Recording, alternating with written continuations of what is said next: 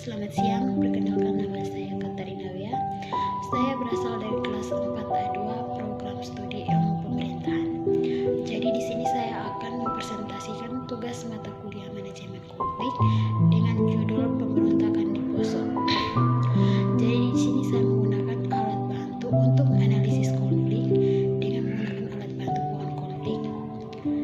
Yang pertama, ini memiliki 3 komponen penting, yaitu inti masalah, yang kedua akar masalah, yang ketiga efek atau dampaknya. Jadi inti masalah dari pemberontakan di Poso ini yaitu perselisihan antara penduduk asli Poso yang bermayoritas sebagai agama Kristen dengan para pedagang-pedagang Bugis dan transmigran dari Jawa yang memeluk agama Islam. Yang kedua, akar masalah. Akar masalahnya itu memiliki 3 faktor. Yang pertama, faktor ekonomi, yang kedua faktor politik, yang ketiga faktor budaya dan agama. Yang ketiga, efek atau dampak. Yang pertama, perwakilan yang tidak adil, yang kedua dendam dan kecurigaan, yang ketiga kekerasan, yang keempat pembunuhan, yang kelima perampasan. Jadi di sini saya akan menjelaskan terkait ketiga akar masalah di atas. Yang pertama, faktor ekonomi.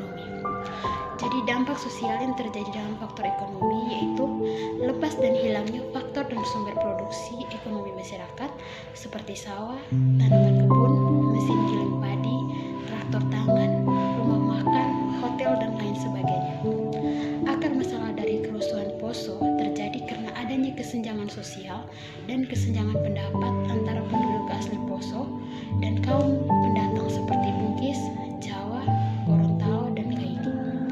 Kecemburuan sosial penduduk asli cukup beralasan, di mana pendapatan mereka sebagai masyarakat asli malah tertinggal daripada kaum pendatang. Kerusuhan yang terjadi di Poso ini menimbulkan dampak sosial yang cukup besar jika dilihat dari kerugian yang diakibatkan konflik tersebut. Selain kehilangan nyawa dan harta benda, secara psikologis berdampak besar bagi mereka yang mengalami kerusuhan itu.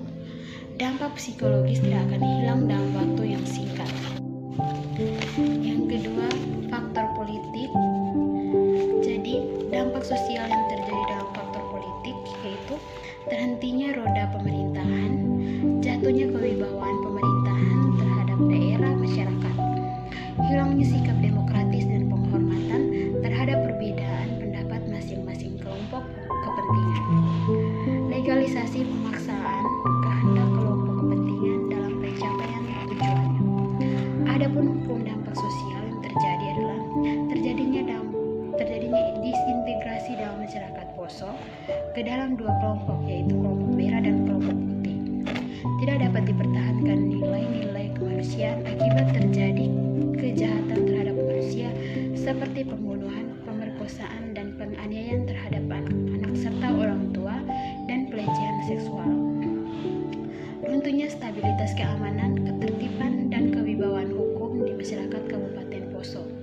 Munculnya perasaan dendam dari korban-korban kerusuhan terhadap pelaku. Persaingan antar pejabat pemerintahan daerah mengenai posisi birokrasi dan pembagian kekuasaan tingkat kabupaten antara pihak Kristen dan Islam yang tidak seimbang. Situasi dan kondisi yang tidak stabil dikombinasikan dengan penegakan hukum yang lemah, menciptakan lingkungan yang menjanjikan untuk terjadinya kekerasan. Akar dari konflik sosial terjadi di Poso terletak pada masalah politik, bermula dari suksesnya bupati, jabatan sekretaris wilayah daerah kabupaten, dan terutama menyangkut soal kesinambungan jabatan-jabatan dalam pemerintahan. Yang ketiga, faktor budaya dan agama. Jadi dampak sosial yang terjadi dalam faktor budaya dan agama yaitu dianut kembali budaya pengayom dari masyarakat pedalaman suku Pamu dan suku Murut. Dilanggarnya ajaran agama dari kedua kelompok yang bertikai dalam mencapai tujuan politiknya. Runtuhnya nilai-nilai kesepakatan bersama Sintuwu Maroso yang menjadi bingkai dalam hubungan sosial masyarakat Poso yang pluralis. Yang ketiga, dampaknya atau efek. Jadi yang pertama itu kesenjangan sosial dan ketidakadilan, terutama terjadinya marginalisasi politik antara penduduk asli dan para pendatang. Yang Yang kedua, banyak pihak yang berperan dalam konflik Poso yang dengan sengaja menghembuskan isu etnis dan agama untuk kepentingan pribadi dan kelompoknya, sehingga masyarakat terprovokasi dan bersikap anarkis. Yang ketiga, pendekatan budaya merupakan pendekatan terbaik dan efektif dalam menghentikan konflik sosial di Poso. Filosofi hidup masyarakat Poso Sintu Humaroso terbukti efektif mengembalikan harmonisasi kehidupan masyarakat Poso.